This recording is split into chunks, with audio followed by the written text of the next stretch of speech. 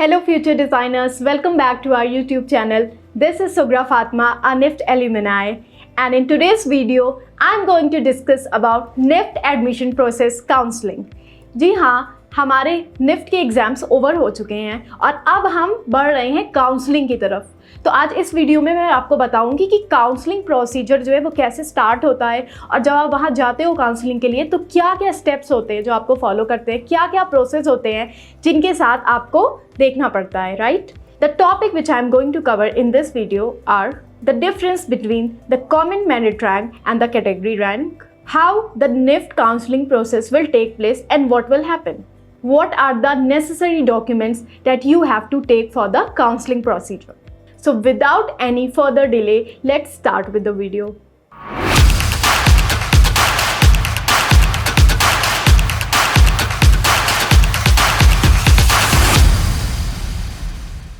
So guys, NIFT में हर साल 40,000 से 50,000 स्टूडेंट्स एग्ज़ाम देते हैं जिसमें हर बच्चे की कोई ना कोई रैंक आती है। जी हाँ, अगर आपकी रैंक 200 आई है तो आपका कॉमन मेरिट रैंक होगा 200, यानी कि ऑल इंडिया रैंक आपका है 200। मतलब कि जो 50,000 बच्चे हैं उनमें आप 200 पोजीशन पर स्टैंड कर रहे हो, राइट। जो 40 या 50,000 बच्चे होंगे उन पे 200 रैंक पे आप स्टैंड कर रहे हो। ये हो गई आपकी कॉमन मेरिट रैंक। ओके, अब देखते हैं कैटेगरी रैंक क्या होती है। तो निफ्ट के कई सारे सेंटर्स होते हैं, राइट।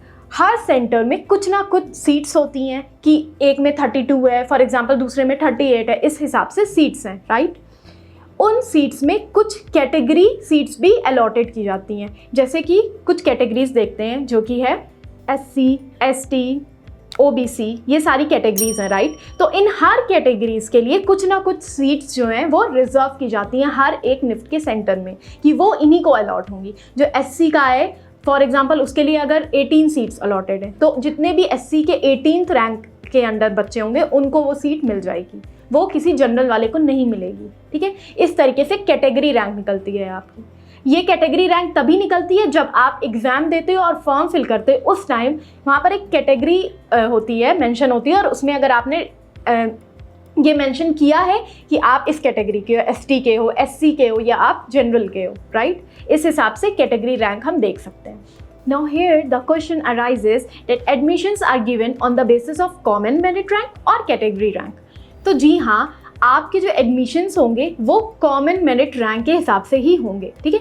जब आपको वो बुलाएंगे काउंसलिंग के लिए तो आपको कॉमन मेरिट रैंक के हिसाब से बुलाएंगे। फॉर एग्जाम्पल, अगर आपकी कॉमन मेरिट रैंक 50 है, राइट, और किसी की 49 है तो 49 को पहले बुलाया जाएगा और आपको बाद में बुलाया जाएगा। तो कैटेगरी रैंक का फ़ायदा क्या है? तो गाइस, फॉर एग्जांपल, जब बुलाएंगे काउंसलिंग के लिए तब तो कॉमन मेरिट रैंक पे बुलाएंगे, लेकिन जब सीट अलॉटमेंट होगी, और क्योंकि मैंने पहले बोला कि कुछ सीट हर सेंटर में कैटेगरी की रिजर्व होती है, तो जब वो सीट स्टार्ट होगी रिजर्व सीट के लिए, रिजर्वेशन सीट के लिए, और आपका रिजर्वेशन होगा फॉर एग्जांपल SC कैटेगरी में, ठीक है, और आपकी कैटेगरी रैंक होगी SC कैटेगरी में 1, तो आपको पहले बुलाया जाएगा, ठीक है। सीट अलॉटमेंट के टाइम ये होगा, राइट। एक बात और क्लियर करना चाहूँगी, अगर आपकी कैटेगरी की रैंक की सीट सारी खत्म हो चुकी हैं, राइट, आप वहाँ पहुँचे और सारी कैटेगरी की सीट्स जो है वो खत्म हो चुकी हैं, तो आपको फिर कॉमन मेरिट रैंक के हिसाब से सीट मिलेगी। फिर देखा जाएगा कि आपकी कॉमन मेरिट रैंक क्या है। Now let's move on to our second topic, which is how the counseling process is conducted. So guys, NIFT की काउंसलिंग जो है बेसिकली 7 या 10 दिन तक चलती है। पहले दिन क्या होता है कि 1 से 100 तक के स्टूडेंट्स को या फिर 1 से 300 रैंक तक के स्टूडेंट्स को बुलाया जाता है। Rank means common merit rank, CMR, right. दूसरे दिन 301 से 600 तक के CMR के बच्चों को बुलाया जाता है। तो इस हिसाब से पूरे प्रोसेस को 7 या 10 दिन लग जाता है। अब वहाँ पर जब आप जाते हो तो क्या होता है, आपको कुछ डॉक्यूमेंट्स ले जाने होते हैं, राइट। ये डॉक्यूमेंट्स आपको कैसे पता चलता है कि ले जाने हैं? ये सारे डॉक्यूमेंट्स निफ्ट अपने पोर्टल पर, अपनी ऑफिशियल वेबसाइट पर अपलोड कर देता है और they let you know through email, right. तो you have to go to the link and you have to see what all the documents that you have to carry. एक और बात है कि अब कौन से सेंटर पे किसकी काउंसलिंग होगी ये कैसे डिसाइड होता है। तो उसके लिए आपको अपना प्रेफरेबल सेंटर जो आपके घर से सबसे ज़्यादा पास है आप उसको फिल कर सकते हो कि आपको ये सेंटर अलॉट किया जाए, राइट, अपनी प्रेफरेंस के हिसाब से। और फिर जो आपकी पहली या दूसरी प्रेफरेंस होती है उस हिसाब से आपको सेंटर अलॉट कर दिया जाता है। जैसा कि मैंने पहले भी बोला कि आपको जो काउंसलिंग के लिए बुलाया जाता है वो कॉमन मेरिट रैंक के हिसाब से बुलाया जाता है, लेकिन जो सीट अलॉटमेंट होती है वो आपकी कैटेगरी रैंक से होती है, जो कि कैटेगरी रैंक होती है ओबीसी, एससी और एसटी। तो मतलब कि अगर आप जनरल कैटेगरी के हो तो आपको कैटेगरी रैंक से नहीं बल्कि कॉमन मेरिट रैंक से बुलाया जाएगा। जो आपकी कॉमन मेरिट रैंक होगी उससे बुलाया जाएगा, कैटेगरी रैंक से नहीं बुलाया जाएगा। Now guys, let's talk about the documents that are needed for the counselling procedure.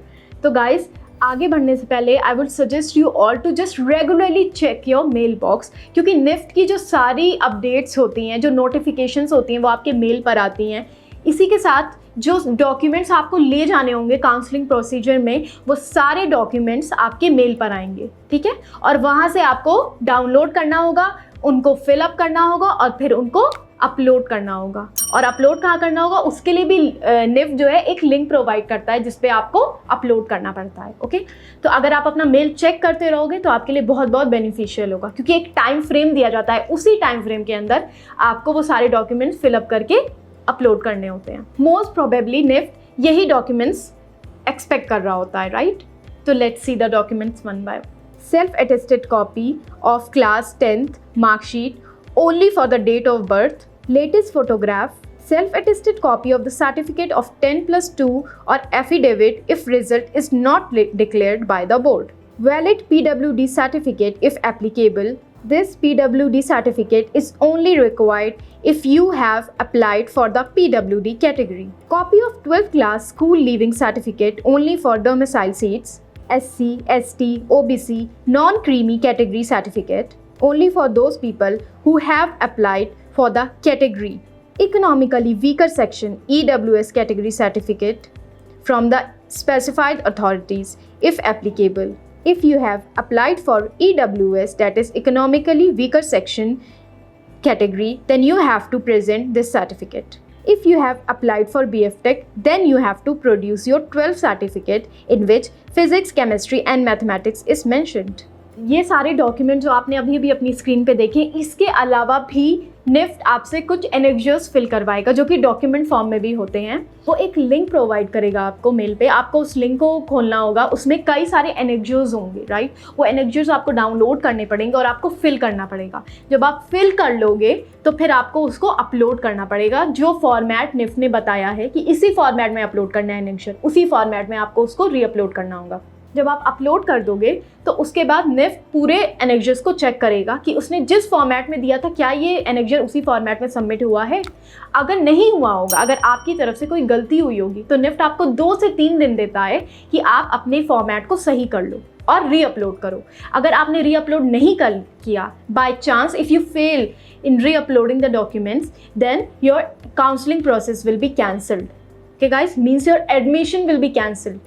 So be very very careful about filling the annexures. अब बात करते हैं सेकेंड राउंड काउंसलिंग की। तो गाइस, जो हमारी फर्स्ट राउंड काउंसलिंग होती है उसके बाद एक और काउंसलिंग होती है जिसको हम कहते हैं सेकेंड राउंड काउंसलिंग। इसमें क्या होता है, इसमें वो आपसे 5,000 रुपये लेते हैं जो कि नॉन रिफंडेबल होते हैं, ठीक है। आपको सेकेंड राउंड काउंसलिंग में बैठने के लिए 5,000 रुपीज़ देने होंगे जो कि टोटली नॉन रिफंडेबल होंगे। और वो क्या करेंगे, जब आप उस काउंसलिंग में बैठोगे तो फॉर एग्जाम्पल अगर आपको पहली ही काउंसलिंग में कोई सीट अलॉट हुई है किसी सेंटर में, ठीक है, और आपको वो सेंटर पसंद नहीं है, राइट, तो आप क्या कर सकते हो, सेकेंड राउंड में अवेलेबल है उस टाइम सेकेंड में, तो आप चेंज कर सकते हो। आप बोल सकते हो कि मुझे ये वाला सेंटर या ये वाली सीट चाहिए, ठीक है। तो इससे क्या होगा, आपकी जो पहले फर्स्ट राउंड काउंसलिंग में जो सीट अलॉट हुई थी आपको, वो तो सेफ रहेगी, और सेकेंड में जब आपको अलॉट हो जाएगी तो आपकी पहली वाली जो सीट है वो कैंसिल हो जाएगी और जो सेकेंड में आपने किया होगा वो आपकी फाइनल सीट कहलाएगी। ओके, तो इस तरीके से सीट अलॉट होती है। इसके अलावा जिनको फर्स्ट राउंड ऑफ काउंसलिंग में एडमिशन नहीं मिल पाया था या कोई सीट नहीं मिल पाई थी, वो सेकेंड राउंड ऑफ काउंसलिंग में भी बैठ सकते हैं, ये उनके लिए भी है, ठीक है। तो अगर सेकेंड राउंड ऑफ काउंसलिंग में आपको सीट मिल जाती है गाइस, और पर आप सेंटर से सेटिस्फाइड नहीं होते हो, तो आई would suggest this for my personal experience कि आप सीट ले लो, क्योंकि कोई भी सेंटर छोटा बड़ा नहीं होता। जब आपकी प्लेसमेंट्स होंगी गाइस, तो वहाँ पर इस तरीके से नहीं आपको जज किया जाएगा कि आप किस सेंटर से बिलोंग करते हो। Okay, they will only judge you on the basis of your portfolio, on the basis of the work that you have shown in your portfolio. So be very very confident about this. आप एक साल gap ले रहे हैं और फिर से तैयारी कर रहे हैं, इससे अच्छा है कि आप वो सेंटर ले लो, ओके, और अपना पोर्टफोलियो बिल्डअप करना स्टार्ट कर दो उसी प्रोसेस से, उसी स्टेज से. So guys, as we are coming to an end of this video, I will like to make this very very clear कि निफ्ट का पैटर्न या निफ्ट का जो प्रोसेस होता है वो हर साल उसमें कुछ ना कुछ चेंजेस होते हैं. तो इस साल भी कुछ चेंजेस हो सकते हैं एडमिशन काउंसलिंग प्रोसेस में. तो इसलिए मैं आपको सजेस्ट करूँगी कि निफ्ट की जो ऑफिशियल वेबसाइट है nift.ac.in, आप उसको रेगुलरली चेक करते रहो, राइट, ताकि कोई भी अपडेट हो या कोई भी नोटिफिकेशन में चेंजेस हो तो आपको पता चल जाए. इसके अलावा अगर आपको निफ्ट एलिजिबिलिटी क्राइटेरिया के बारे में जानना है, ये सारे वीडियोस भी हमारे यूट्यूब चैनल पे अवेलेबल हैं. आप वहाँ से हमारे यूट्यूब चैनल पे स्क्रॉल करो, वहाँ से वीडियोस देख सकते हो. तो guys, this was all about NIFT admission process counselling. I hope this video was informative for you. If you liked it, please share it with your friends.